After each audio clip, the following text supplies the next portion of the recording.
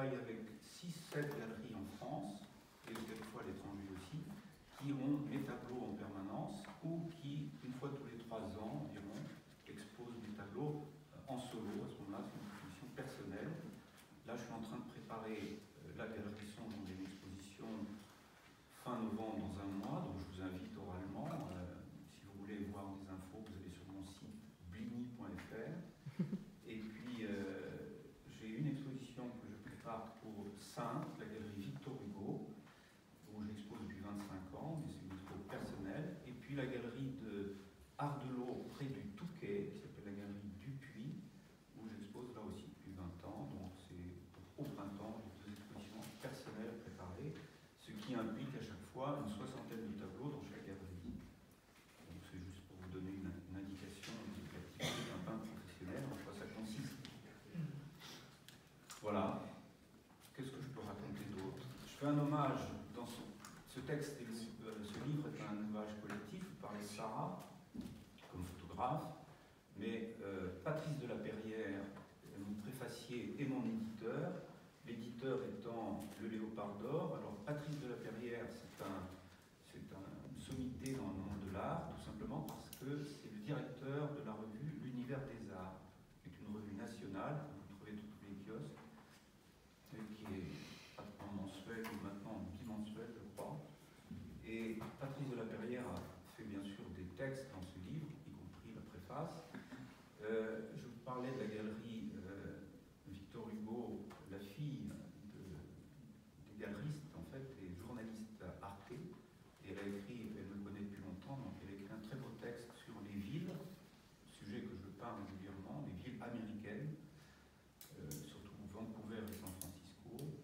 Et puis, il y a des textes plutôt poétiques de Sylvie Fabre, bien sûr l'auteur principal, parce que c'est elle qui a à peu près 30-40 pages dans ce livre.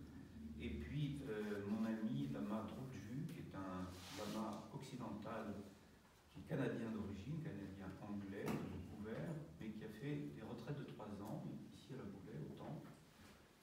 Et il a fait 3 retraites de 3 ans, donc il a été en retraite solitaire pendant 9 ans. Donc c'est un contemplatif professionnel.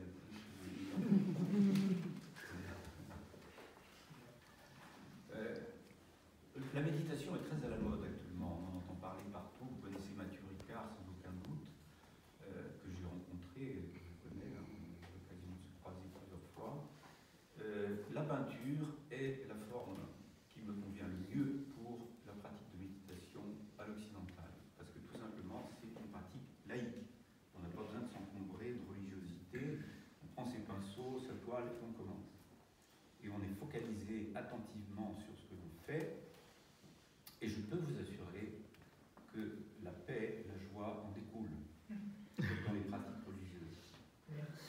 Petite anecdote, la dernière fois que je suis venu dans cette salle, j'étais assis là, il y avait une table et il y avait un grand public, et nous étions, je fais partie depuis 10 ans des rencontres interreligieuses de Saône-et-Loire. Et donc, je suis très ami avec Ahmed, l'imam de Châlons, Michel, le rabbin de Châlons et de Creusot, Benoît Rivière, l'évêque d'Autun, le pasteur Marcel de Châlons, Romain Roux, le père orthodoxe, et curieusement, je suis missionné pour représenter le bouddhisme.